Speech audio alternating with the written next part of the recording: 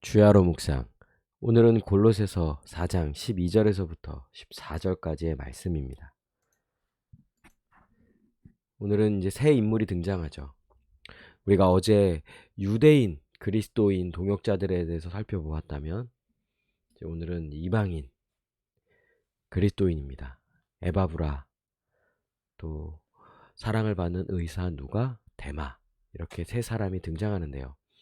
에바브라는 이제 우리가 앞에서 나누었었죠. 골로새 교회를 세운 사람입니다. 바울에게서 복음을 들었고 에바브라는 자기의 고향인 골로새의 이 지역으로 가서 또 복음을 전한 거죠. 그래야 골로새 교회가 세워진 거예요. 그래서 앞에도 이제 골로새서 1장 7절에서도 에바브라가 등장합니다. 이와 같이 우리와 함께 종된 사랑하는 에바브라에게 너희가 배워나니, 그렇죠? 골로새 교회에게 분명히 말하는 거죠. 너희 교회가 어떻게 시작되었는지를. 이 에바브라가 전한 복음, 즉 이 사도 바울이 전해줬던 이 복음을 듣고 에바브라가 지금 골로새에서 이 지역에서 복음을 전했고, 그래서 이 교회가 세워진 거예요. 그런데 이 바울은 이 에바브라에 대해서 대단히 이제 아주 높은 평가를 하는 거예요.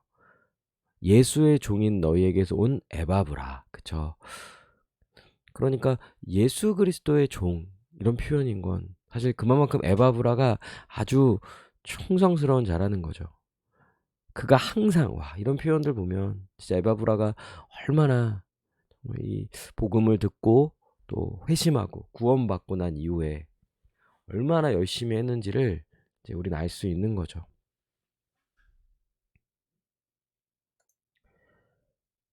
에바브라의 이 열정, 이 복음을 듣고 복음을 전하고 또 교회를 세우고 교회를 돌보고, 그리고 그 기도를 멈추지 않는 거죠. 너희를 위하여 애써 기도하여. 그 기도의 내용이 또 무엇입니까? 하나님의 모든 뜻 가운데서 완전하고 확신 있게 서기를 구하나니. 에바브라는 이 골로새 교회가 오로지 예수님의 이 십자가 복음 위에 굳게 서기를, 다른 그 어떠한 이제 유대인의 그런 거짓된 가르침들, 또 이방 신을 섬기는 방식의 그런 이방 종교와 같은 그런 잘못된 이런 종교의 가르침들을 교회가 받아들이고, 그렇게 교회가 서는 것이 아니라 하나님의 모든 뜻 가운데, 그리고 인간인 도저히 가질 수 없는 이 복음에 대한 확신, 완전한 확신, 이런 걸 하나 생각하면 에바브라가 얼마나 정말 이 교회를 사랑하고 교회를 섬기기에 애썼으며 충성을 다했는지를 알 수 있는 거죠. 근데 13절은 더 놀랍습니다. 골로새 지역만 섬긴 게 아니에요. 그가 너희와 라오디게아 그리고 히에라볼리, 그러니까 지금 이 두 지역도 또 섬겼던 거예요. 그러니까 에바브라는 골로새 지역뿐만 아니라 라오디게아와 히에라볼리, 이 두 지역도 섬기면서, 그러니까 골로새 교회를 세울 뿐만 아니라 계속해서 이 복음을 전하고 이 복음 전도를 하는 이런 사역에 대해서 아주 충성되게 열심히 했던 거죠. 그리고 바울은 에바브라가 얼마나 열심을 했는지를요, 보았고 또 증인이라고 말한다라는 거예요. 그럼 보았다는 거죠. 그 에바브라의 진심, 또 그 마음으로부터 오는 열정, 그리고 헌신, 충성, 또 거기에 따른 그런 열매들.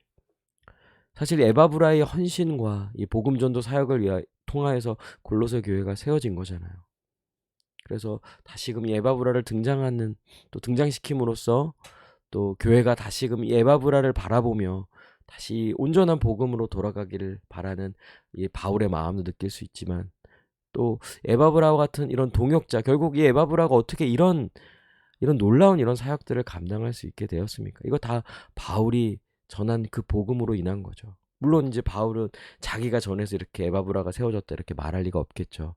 이건 다 하나님의 역사고 구원의 역사이며 하나님이 살아계시다라는 이제 증거가 되는 거예요.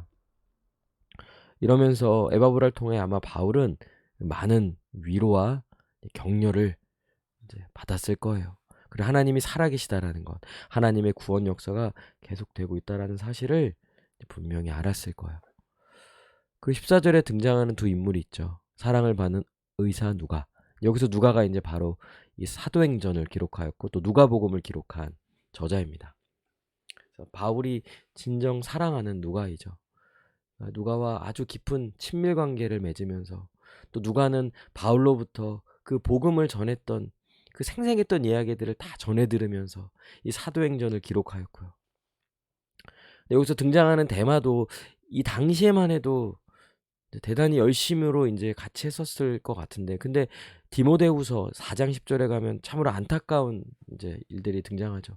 대마는 이 세상을 사랑하여 나를 버리고 데살로니가로 갔고, 디모데후서는 이제 바울이 쓴 마지막 서신서죠. 이제 인생 말년에 이제 마무리하는 시점에서 마지막으로 쓴 서신서입니다. 그런데 이 골로새서를 기록했던 당시에만 해도 대마는 믿음의 동역자였는데, 디모데후서를 기록한 당시에는 대마는 이 세상을 사랑하여 나를 버리고 떠나갔다. 그러니까 정말 이 디모데후서 이 4장 10절을 기록할 때 그냥 한 절이지만 정말 이 바울의 마음을 생각하면 그건 사실 대단히 슬픈 마음이 좀 전 이 본문을 좀 묵상하면서 다시 좀 느껴지더라고요. 그러나 분명한 것은 이 당시만 해도 또 누가와 대마는 바울에게 있어서 아주 큰 힘을 줬던 이제 그런 믿음의 동역자들인 거죠. 말씀을 좀 적용해 보겠습니다. 이 지금 등장하는 이런 인물들은 다 이방인인 거예요. 어찌 보면 도무지 이런 복음을 전하는 삶, 또 하나님 백성으로서란 이런 삶은 상상도 할 수 없었던 자들이죠. 그런데 바울이 전한 이 복음, 예수님의 십자가 복음을 통하여 이들의 인생이 완전히 뒤바뀐 거예요.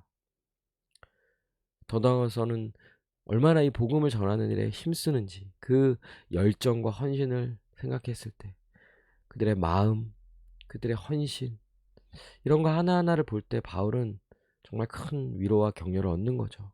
비록 감옥에 갇혀 있고 자신은 직접 돌아다니면서 자기가 직접 말로 전하고 또 사람들을 만나러 다니지 못하는 상황인데도 불구하고 바울은 이 복음이 계속 전해지고 있다라는 이 사실, 또 에바브라를 통하여 누가를 통하여 당시에는 이제 대마를 통하여서 계속 이 복음이 전해지고 있고 구원의 역사가 일어나고 있다라는 것, 이런 거 하나하나를 생각했을 때는 굉장히 큰 위로와 격려를 받게 된 거죠.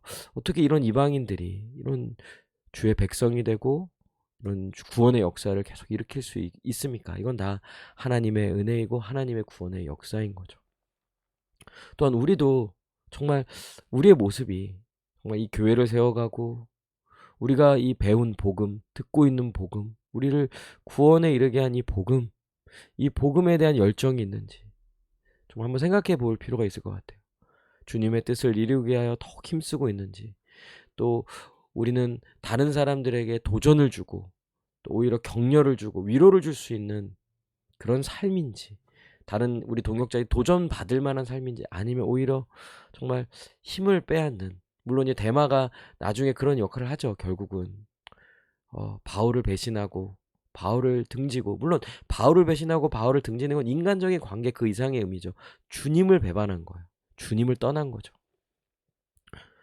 그렇게 오히려 다른 이들의 마음을 아프게 하는 건 아닌지. 물론 우리 교회 지체들은 다들 참 열심히 하지만, 그러나 정말 이게 최선인가? 우리가 정말 에바브라처럼 이렇게 오로지 복음 전하는 일에 더욱 힘쓰고 교회를 섬기며 살아가는 이런 일에 더 애쓰며 다른 이들에게 그 모습을 통해서 위로를 주고 격려를 주고 힘을 주고 있는지, 이런 걸 생각했을 때는 우린 많이 부족한 거죠. 더 해야 되겠죠. 더 최선을 다해야함이 마땅하다 할 수 있습니다. 같이 기도합시다. 교회가 우리 더누림교회 오로지 주님의 뜻을 이루기 위해 신실한 마음으로 최선을 다하게 해달라고, 다른 지체들이 더욱 주를 위해 살도록 도전을 주는 그런 삶을 살아가게 해달라고 이 시간 함께 기도하시겠습니다.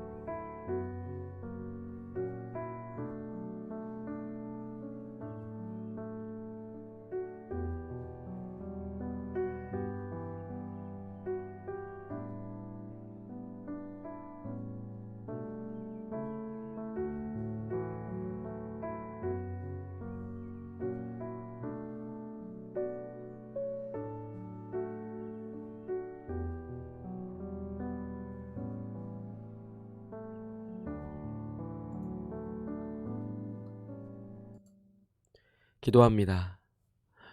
오직 주님의 뜻을 이루기 위하여 이 교회를 세우며 섬기는 일을 위하여 최선을 다하는 우리 모두가 될 수 있도록 인도하여 주시옵소서. 감사드리며 살아계신 우리 주 예수 그리스도의 이름으로 기도합니다. 아멘.